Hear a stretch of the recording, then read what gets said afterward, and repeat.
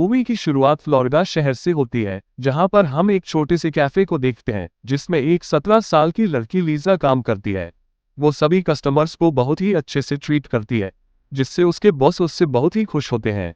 Lisa अपना काम खत्म करके रोज की तरह अपने घर जा रही होती है। तब हमें उसके चेहरे पर एक उदासी देखने को मिलती है।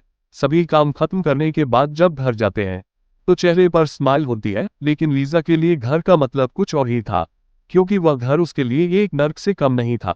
रास्ते में वह उसके साथ हो रही बुरी चीजों के बारे में सोचती है, जिसमें हम एक आदमी को देखते हैं। अब ये आदमी है कौन, ये हमें जल्दी ही पता चल जाएगा। तभी जाते हुए सुनसान रास्ते में उसकी नजर एक ब्लैक कार पर पड़ती है, जिसे देखकर वह काफी घबरा जाती है और साइकिल की स्पीड तेज करके उससे दूर भागती है और सीधा अपने घर जाकर रुकती है, जहां हमें पता चलता है ये लीजा का घर नहीं है। वह अपनी नानी और उनकी बॉयफ्रेंड मॉरिस के साथ रहती है। मॉरिस वही आदमी जिसके बारे में लीजा अभी थोड़ी देर पहले सोच रही थी, जहां मॉरिस उसकी नानी को फाइनेंशियली सपोर्ट करता है, जिसके बदले में उसे हर रात लीजा के रूम में एंट्री मिलती है। एक दिन लीजा इन सभी चीजों से परेशान होकर सुसाइड नोट लिखती है, पर उसके अंदर इतनी हिम्मत नहीं होती है कि वह अपनी जान दे सके। यहाँ हमें पता चलता है कि लीजा की मां ने 14 साल की उम्र में ही उसको उसकी नानी के पास भेज दिया था। लीजा को यही लगता था कि उसकी नानी की फाइनेंशियली कंडीशन ठीक नहीं है, इसलिए वह अपनी सारी सैलरी उन्हें दे दिया करती थी ताकि उन्हें मॉरिस की मदद न लेनी पड़े। लेकिन लीजा के इतना करने के बावजूद भी आज तक कुछ भी नहीं बदला। अगले दिन लीजा अपनी छोटी बहन को कॉल करती है और वो उसे बताती है कि उसे यहाँ पर नहीं रहना है, उसे यहाँ बिल्कुल अच्छा नहीं लगता है। अपनी छोटी बहन से बात करने के दौरान वह अपनी मॉम से भी बात करती है। लीजा के साथ हो रही जो भी घटनाएं होती हैं उसके बारे में लीजा अपनी मॉम को बताती है, जिसको सुनने के बावजूद उसकी मॉम कहती है कुछ भी हो लेकिन तुम्हें वहीं रहना है और तुम्हें अपनी नानी को सपोर्ट करना है, और यह सब कहकर उसकी मॉम फोन रख देती है। अब यहाँ पर एक बात साफ हो जाती है कि लीजा के साथ हो रही घटनाओं के बारे में उसकी मॉम को पहले से ही सब कुछ पता होता है, मगर लीजा की मॉम को कोई फर्क नहीं पड़ता है कि वहाँ उसके साथ क्या हो रहा है। अब हम यहाँ देखते हैं कि लीजा की जिंदगी पूरी तरीके से नर्क बन चुकी थी, लेकिन क्या इससे भी बुरा और भी कुछ हो सकता था? अब यहाँ हम देखते हैं लीजा की जिंदगी में इससे भी बड़ा तूफान आने वाला था, जो कि लीजा की जिंदगी को बिल्कुल झकझोर के रख देगा। अगले दिन जब वो कैफे से निकलती है तो उसे रास्ते में फिर से वही ब्लैक कार दिखाई देती है, जिसको उसने पिछली रात को देखा था। इस बार वो कार उसका पीछा करने लगती है। जब वो अपनी साइकिल को तेजी से बढ़ाती है तो वो कार भी उसके साथ साथ तेजी से अपनी स्पीड को बढ़ा लेती है। लीजा उस कार को देखते हुए ही अपनी साइकिल को चला रही थी। तभी हम देखते हैं यहाँ पर पीछे से एक आदमी आता है और उसे पकड़ लेता है और उसे किडनैप कर लेता है। वो लीजा को ब्लैक रंग की कार में ले जाता है और उसके साथ बहुत गलत काम करता है, और इतना ही नहीं, उसके बाद वो उसे एक फ्लैट पर ले जाता है। जब वो आदमी उसको लेकर उस कार में आता है तो वो उसकी आंखों पर पट्टी बांध देता है ताकि लीजा उसके चेहरे को ना देख सके। जब वो लीजा को अपने साथ कार में ले जाने लगा तो वो नहीं जानती थी कि वो उसको कहाँ ले जा रहा है और वो उसके साथ अब और क्या करने वाला है। वो व्यक्ति उसे अपने साथ शहर से दूर एक सुनसान से अपार्टमेंट में ले जाता है, जहाँ पर वो उसके साथ फिर से एक बार गलत काम करता है। अब लीजा इस बात को तो समझ चुकी थी कि वह आदमी नहीं, वो एक साइको है। अब लीजा यहाँ पर सोचती है ये सब कुछ उसके साथ कोई पहली बार नहीं हुआ, ये सब तो उसकी नानी के घर में अक्सर होता रहता था। अब लीजा के लिए यहाँ पर सबसे इम्पोर्टेंट है कि उसका जिंदा रहना, और वो यहाँ से कैसे निकले इसके बारे में भी वह सोचती है। अब हम लीजा को देखते हैं कि वो आदमी उसके साथ बहुत गलत करता है, लेकिन उसके बावजूद लीजा उसके साथ बहुत अच्छे से पेश आती है। उससे वह बहुत प्यार से बात करती है और हमेशा सॉरी बोलती रहती है। लीजा यहाँ पर सोचती है कि उस आदमी के साथ जरूर किसी लड़की ने बहुत गलत किया है, तभी वह इस तरीके से साइको हो गया है। लीजा उस व्यक्ति से कहती है कि जरूर तुम्हें किसी लड़की ने धोखा दिया है, वरना तुम तो एक बहुत ही अच्छे इंसान हो। और लीजा इस तरीके से अपनी बातों से उस आदमी को मैनिपुलेट कर लेती है। वो आदमी उसकी बातों में आ जाता है। दूसरी ओर हम देखते हैं कि लीजा की नानी उसके घर ना आने पर एक मिसिंग रिपोर्ट लिखवाने जाती है, जहां पुलिस अपनी इन्वेस्टिगेशन शुरू कर देती है। पुलिस सबसे पहले लीजा की मां के पास जाती है तो वहां पर उसकी मां कहती है वह अपने बॉयफ्रेंड के साथ भाग गई होगी। ये सब सुनकर के पुलिस ऑफिसर वहां से जाने लगते हैं। तभी उसकी छोटी बहन उनसे कहती है कि मेरी बहन ऐसी नहीं है, वो कभी भी नहीं भाग सकती है।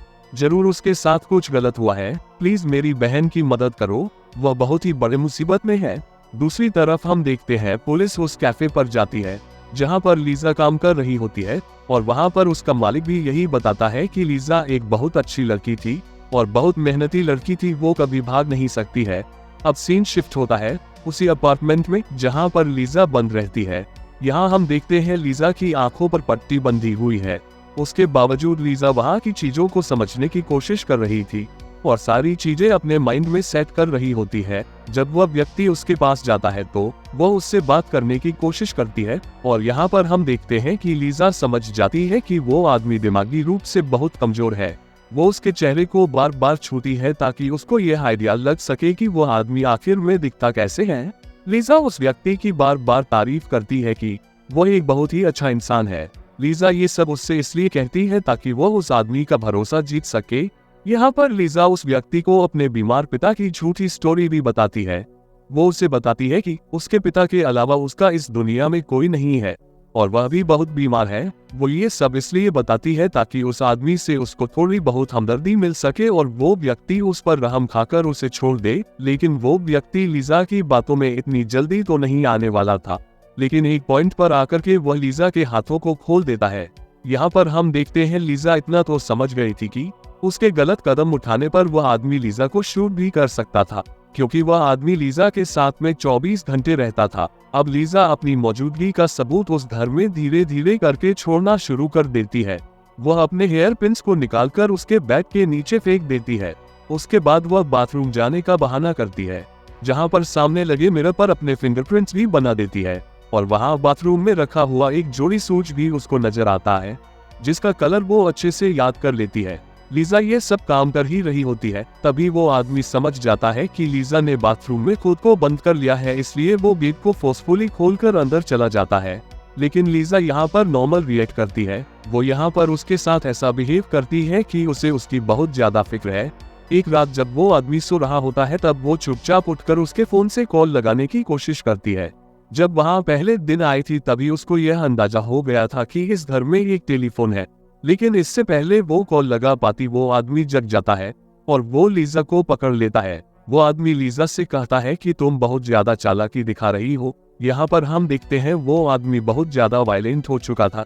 यहाँ पर वो लीजा को जान से मारने की कोशिश करता है, लेकिन लीजा इस पर कहती है वो सिर्फ अपने बीमार पिता की तबीयत पूछने के लिए कॉल कर रही थी और इसके अलावा वो कुछ भी नहीं करती। वह अपने पिता को बताना चाहती थी कि वह बहुत खुश है और वह उसके लिए परेशान ना हो। लीजा की इमोशनल भरी बातों को सुनकर के वह आदमी काफी इमोशनल हो जाता है और वह उसे छोड़ देता है और वह फिर शांत हो जाता है।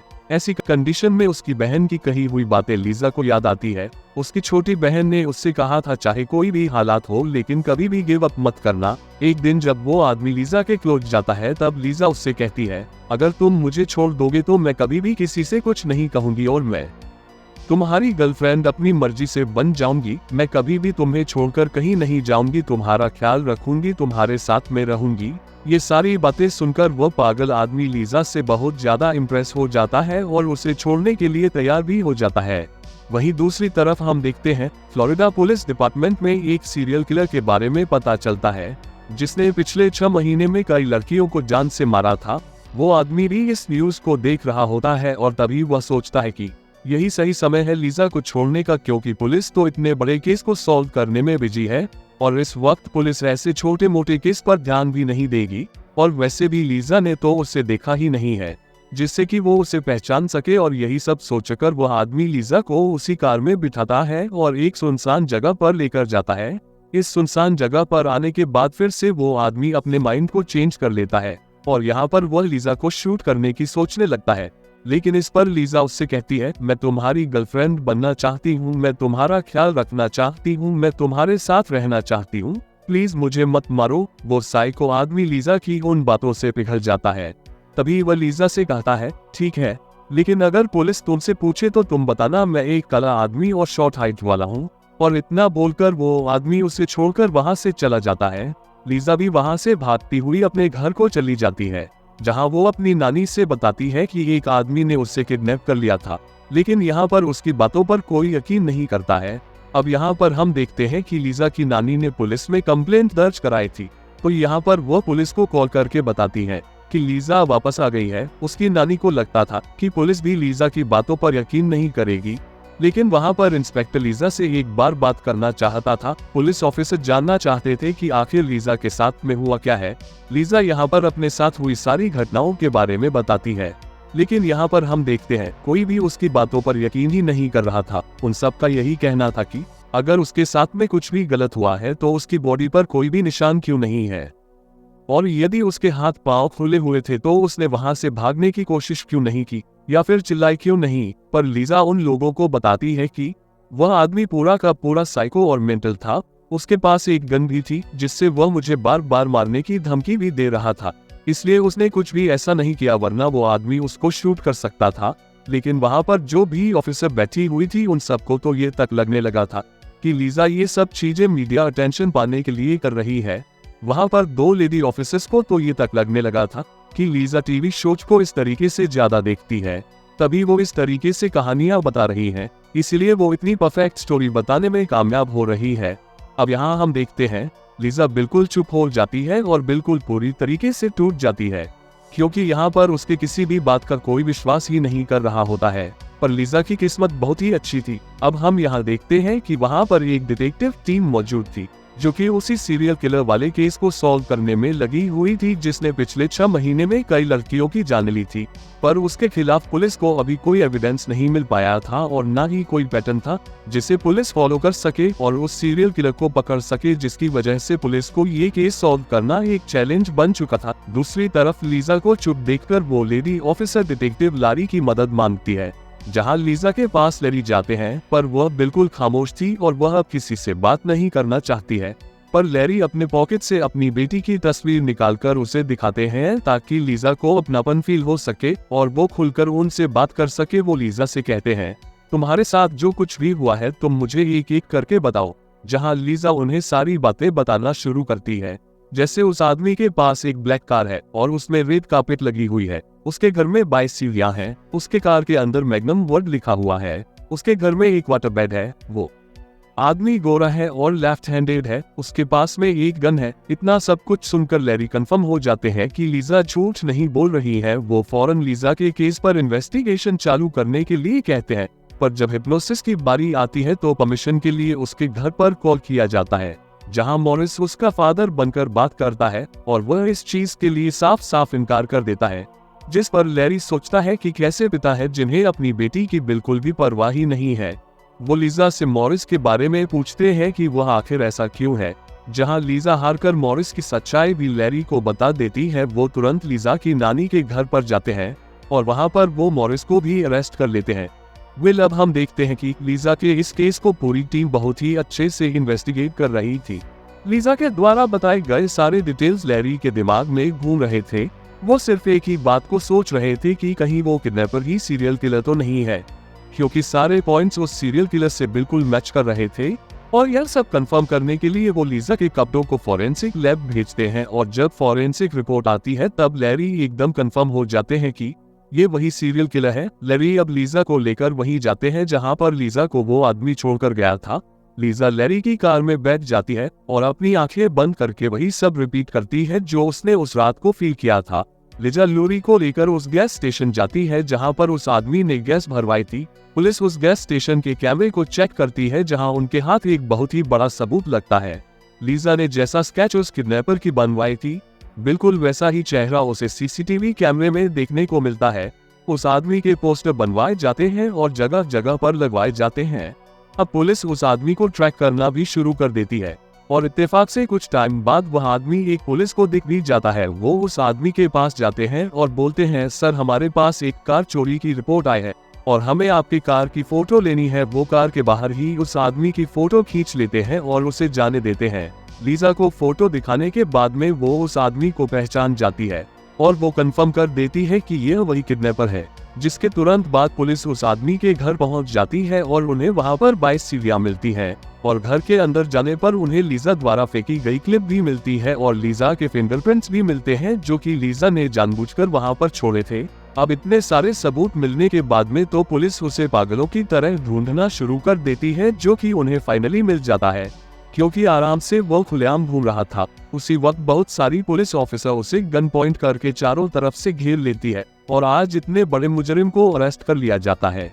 ये सब होने के बाद में लैरी लीजा को ये सारी खबर देते हैं, जिसके बाद लीजा की बहादुर के लिए सभी उसका क्लैपिंग से स्वागत करते हैं।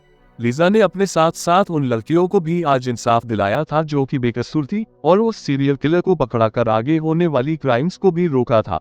वेल, अब हम यहाँ देखते हैं कि अपनी नानी के घर नहीं जाना चाहती है क्योंकि वह एक नर्क था, इसलिए लैरी लीजा की आंटी और अंकल को वहां पर कांटेक्ट करके वहां पर बुलाते हैं। लीजा के साथ इतना कुछ हो गया था, इन सब के बारे में अंकल और आंटी को कुछ भी नहीं पता था। वो लीजा को सॉरी बोलते हैं। उसके आंटी और अंकल लैरी से बोलते हैं कि वो लीजा का बहुत अच्छे से ख्याल रखेगी।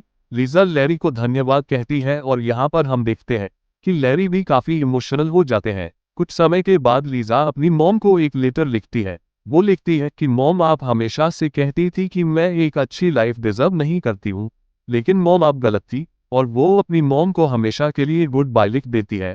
और अब यहाँ देखते हैं उसकी मम्मी को ये रियलाइज होता है कि उसने बहुत गलत किया था। अब लीजा के पास उसकी अपनी फैमिली थी, जिस फैमिली के लिए वो हमेशा तरसती थी। आज हम देखते हैं लीजा के पास सब कुछ था और अंत में हम देखते हैं कि वो सीरियल किलर जिसका नाम वो था, उसको उम्र कैद की सजा सुनाई जाती है और हमें कुछ सालों बाद लीजा को दिखाया जाता है। वो लड़की आज एक पुलिस ऑफिसर बन चुकी थी और यह कहानी यहीं पर खत्म होती है। Thanks for watching. मिलते हैं अगली वीडियो में।